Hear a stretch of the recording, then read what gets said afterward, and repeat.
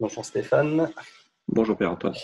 On continue aujourd'hui sur le discours d'Emmanuel Macron par rapport au coronavirus et on va revenir dans cette vidéo sur le fameux « quoi qu'il en coûte » qu'on a tous remarqué, le fait qu'il l'ait répété 3 fois nous a assez interpellés. Donc je te propose qu'on revienne sur ces 3 citations. Ça a même fait la tribune de la tribune, si je puis dire. La une de la tribune. Même. Donc la première occurrence, la santé n'a pas de prix. Le gouvernement mobilisera tous les moyens financiers nécessaires pour porter assistance, pour prendre en charge les malades, pour sauver des vies, quoi qu'il en coûte. Ça, c'est la première occurrence. La seconde... Donc là, on est sur le sujet, la santé n'a pas de prix. Oui, la santé n'a pas de prix. Ouais. C'est ce qu'il dit à un moment donné. Donc la santé n'a pas de prix. D'accord. On va voir pourquoi la santé a un prix. Ensuite, aussi, tout sera mis en œuvre pour protéger nos salariés et pour protéger nos entreprises, quoi qu'il en coûte, là aussi. D'accord. Voilà. Et voilà, avec un mécanisme exceptionnel et massif de chômage partiel, nous irons beaucoup plus loin. L'État prendra en charge l'indemnisation des salariés contraints à rester chez eux. Voilà. Et la dernière occurrence, l'ensemble des gouvernements européens doivent prendre des décisions de soutien de l'activité puis de relance, quoi qu'il en coûte. La France le fera et c'est cette ligne que je porterai au niveau européen à votre avis. Peut-être faut-il le faire en 4 temps, puisqu'il y a 3 sujets, et puis il y a le quoi qu'il en coûte de manière générale. Oui. Hein? Ouais. Alors pourquoi on réagit déjà sur le quoi qu'il en coûte? Le quoi qu'il en coûte, il est intéressant, et le fait qu'il le mette en avant montre quelque part qu'il sait très bien ce qu'il dit. Il sait très bien que ça pose question et qu'il fait le choix politique d'outrepasser la problématique qui se pose à lui. Quelque part, c'est ça. Ça rappelle la phrase de Sowell qui dit la première leçon de l'économie est la rareté, la première leçon de la politique est d'économie, d'ignorer la première loi de l'économie. Tu as totalement raison, c'est exactement ça, je t'en remercie, c'est tout à fait ça. On peut la répéter. Hein. La première leçon économique, c'est la rareté, on va s'expliquer ce que ça veut dire. La première leçon de la politique, c'est d'ignorer la première loi de l'économie. Alors, qu'est-ce que ça veut dire? Ça veut dire, effectivement, la rareté, c'est que, de toute façon, c'est aussi l'expression « there is no free lunch ». Il y a toujours un prix à toute chose. C'est une expression classique, ça aussi. La santé aussi a un prix. On ne peut pas échapper à la question de l'arbitrage entre dépenser quelque part et collecter des recettes de l'autre. Donc évidemment, tous les quoi qu'il en coûte, ça veut dire que normalement, on ne dépenserait pas cet argent-là. Les gens en général ne sont pas prêts à dépenser cet argent-là, sinon ils l'auraient déjà dépensé quelque part. Mais moi, je vais dépasser ça, je vais trouver un moyen de dépenser cet argent-là quand même. Donc c'est ça, je viole la loi, effectivement. Et évidemment, je vais dépenser un argent que je n'ai pas. Il n'a pas d'argent en lui. Le seul argent dont il dispose, c'est soit celui qui lui vient de l'inflation, soit celui qui lui vient des impôts, c'est-à-dire qui lui vient de nous. Des futurs impôts. Ou des futurs impôts, des dettes, etc. C'est les différents mécanismes classiques. Mais en tous les cas, c'est de l'argent qui nous retombe à nous. Or, on voit, nous, si on n'a pas dépensé le truc, si ça n'existe pas, c'est que à ce jour, on n'a pas pensé qu'il fallait dépenser ces sommes-là. Et lui nous dit, vous inquiétez pas, moi je vais trouver l'argent, je vais la trouver sur votre dos. Je vais débloquer des fonds, comme ils disent. Voilà, par miracle, hop, je débloque des trucs, mais je débloque tout court. Parce que c'est pas bloqué, ça n'existe pas, c'est dans notre poche à nous. Donc il va fouiller dans notre poche pour nous piquer du fric dans notre poche, pour le mettre sur la table et puis nous faire croire que tout d'un coup il a inventé des sous. C'est de ça qu'il s'agit. Donc le quoi qu'il en coûte, ça veut dire je vais me servir de ces prétextes-là, qui sont des sujets sur lesquels vous, le peuple, vous pour le moment, vous avez choisi de ne pas dépenser, parce que sinon on n'en serait pas là. Je vais me servir de ce besoin, de cette crise, etc., de cette réponse que je vous fais pour décider à votre place et malgré vous de dépenser ces sous qui sont les vôtres, et donc que je vais prendre dans des impôts. Dit autrement, on va se retrouver avec une fiscalité qui va exploser, une dette qui va exploser et une inflation qui vont exploser. Il n'y a pas de miracle. Donc quoi qu'il en coûte, effectivement, ça va nous coûter à nous, il décide tout d'un coup de dépenser des choses que nous n'aurions pas dépensées. Bon. Et si on prend les trois sujets que tu as montrés, peut-être que le premier c'est la santé. La santé n'a pas de prix, c'est ça, hein, ouais, c'est ça. C'est une grande erreur, ça. Il y a beaucoup de gens qui pensent qu'effectivement, la santé fait partie de ces rares domaines où effectivement, la santé n'a pas de prix. C'est une erreur. Je crois que la crise que nous vivons va probablement le montrer. Malheureusement, dans la vie, on est toujours obligé d'arbitrer, de faire un choix entre dépenser pour la santé et dépenser pour autre chose. Si on était capable de dépenser à l'infini, pas de prix, pour notre santé, ça serait merveilleux, miraculeux, mais malheureusement, on est tous pris entre je dépense plus ici, si je pouvais, mais comme j'ai des sous limités, il faut que je puisse aussi me nourrir, faire du sport, me loger, élever mes gamins, m'instruire. Tout ça, la vie est faite de plein de choix qu'il faut faire, justement parce qu'on ne dispose pas d'une infinité de moyens, et la santé fait partie des choses qu'au quotidien, nous choisissons on fait au mieux. On fait au mieux parce qu'on n'a pas les moyens de tout faire. Et c'est vrai pour au niveau de l'État, pareil. Donc, même, on pourrait même revenir sur la notion où la santé n'a pas de prix par rapport à la condition humaine où de toute façon, on va forcément être malade gravement et mourir. Si ça n'avait pas de prix, ça supposerait qu'il faut, pour ne pas mourir, il faudrait dépenser des millions une infinité. C'est infini. C'est que, en fait, quand on dit que ça n'a pas de prix dans ce domaine particulier, oui, par rapport à notre condition, on ne pourra jamais de toute façon être immortel. Enfin, peut-être qu'on pourra, mais oui, ça supposerait qu'on serait immortel.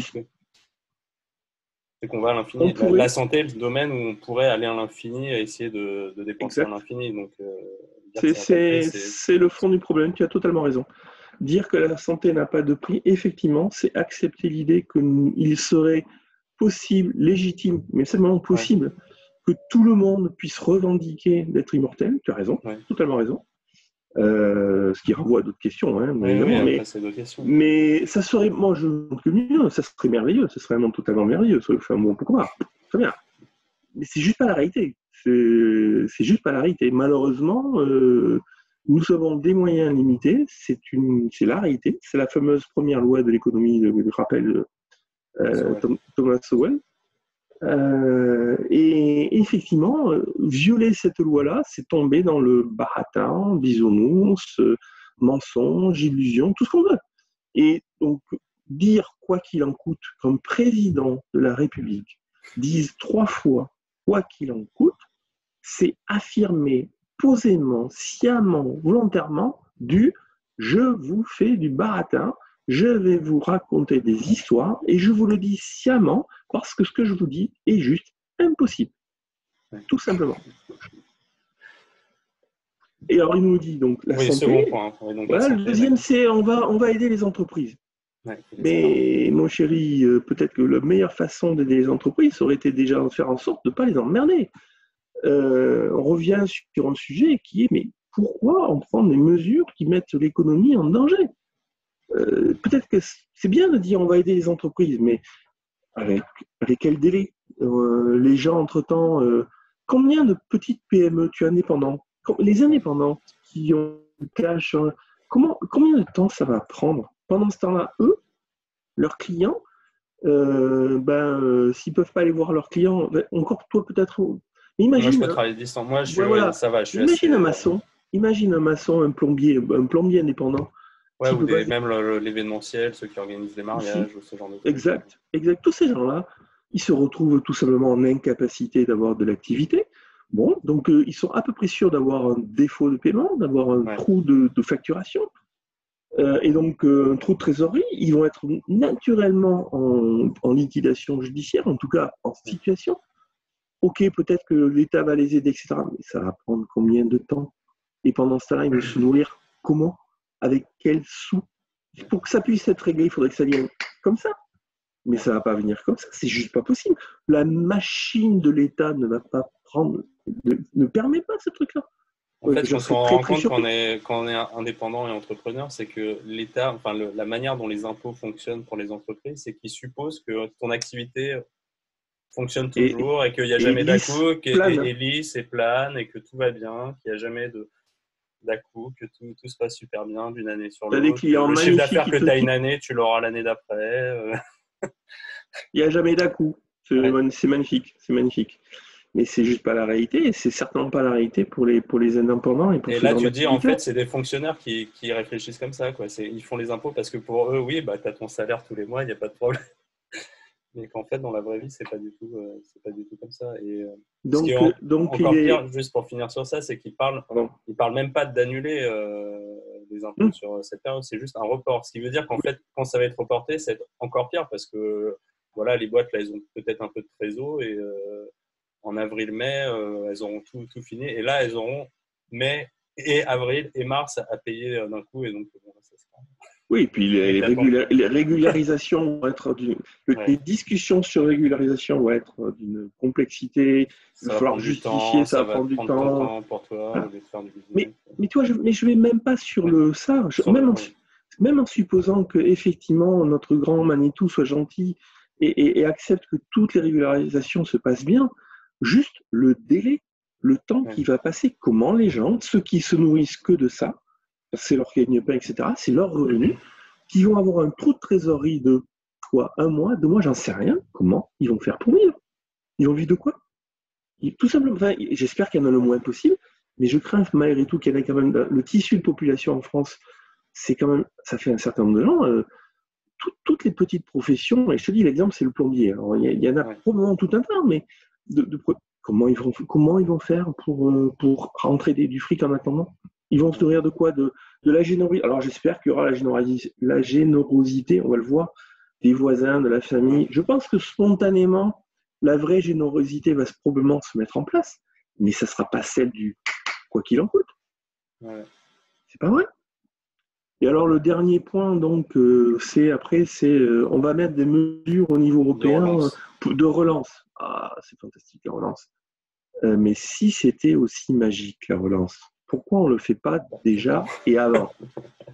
Pourquoi il faut attendre qu'il y ait une crise pour régler la question? Si la relance, c'était la réponse à vous inquiétez pas, on a une mauvaise situation, on va tous vous rendre riches grâce à la relance.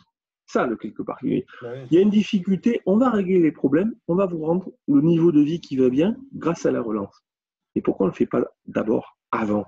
Pourquoi la relance n'est pas impliquée en amont pour nous rendre riches de toute façon, puisque c'est la bonne Ouais. réponse. Tu sais, ça renvoie à la phrase de Hope qui remet en question la question du papier. Si produire du papier imprimé, bancaire, etc., était la réponse, c'est ça là, Ouais. relance, hein. Si c'est ça qui nous permettait de prendre la société riche, pourquoi on n'imprime pas plus de papier? Pourquoi imprimer du papier, c'est pas déjà fait? Pourquoi en imprimant du papier, on n'a pas déjà réglé le problème de la pauvreté? Et donc, pourquoi la misère dans le monde et le problème de la relance se posent, puisqu'il suffit d'imprimer du papier pour que tous les gens soient riches et heureux? On voit bien avec ce genre de question que la relance c'est du baratin. Ils vont, ils vont juste générer à nouveau de la dette, euh, Avoir donner un impôt l'impression qu'ils sont supplémentaire. capables de payer, etc. Et c'est tout ce qu'ils vont faire. Ils vont nous endetter et reporter le problème un peu plus tard. C'est tout. C'est-à-dire que là, on cherche à régler une crise sanitaire et on nous prépare une crise financière monstrueuse. Et après, bon, il y a aussi le côté un peu qui me choque. Après, bon, ça dépend peut-être des sensibilités, mais c'est le fait de dire, en gros, il y a la crise, voilà, vous ne pouvez plus rien faire, mais il faut que les salariés touchent toujours leur salaire pareil, que ça ne change rien pour eux, que Tant les pis pour les entreprises. indépendants. Non, mais et donc on ne comprend pas, enfin, si je comprends la logique dans son référentiel, mais Je sur le pense que là, principe de payer les gens, c'est comme ce qu'avait dit le maire, Bruno Le Maire, de dire même si vous annulez des événements, il faut quand même payer pour ces événements par solidarité. je pense que là, il faut être un peu plus pervers, à mon avis, pour lire ce qu'il dit. Il a dit ça 2 jours avant les élections. Je pense qu'en France, la grande majorité, l'immense majorité des gens sont des salariés. Ouais. Tu es une exception. D'accord. Donc, les salariés, ils vont aller voter. il faut quand même leur donner un message pour les rassurer, de manière à ce que ce ne soit pas la panique et que quelque part les LREM et autres aillent voter de manière un peu rassérénée, je pense. Ouais. Et tu as raison, c'est scandaleux parce que ceux qui sont réellement mis en danger, j'allais dire ostracisés, ce sont les indépendants et toutes les professions dont on a parlé qui vont être mises en situation très compliquée. Donc effectivement, quand il dit ça, il fait de la discrimination. Allô, Madame Scapia. Il fait la discrimination entre les salariés et les autres. Les salariés vont être en un statut et un régime un peu privilégié par rapport à tous les autres. Allô, Madame Scapia. Mais je pense que c'est électoraliste. C'est le 80%, si ce n'est plus, des gens qui sont dans cette situation-là.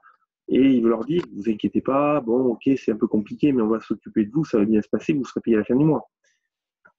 Je pense qu'il ne faut pas chercher plus loin. Ouais. Mais c'est scandaleux.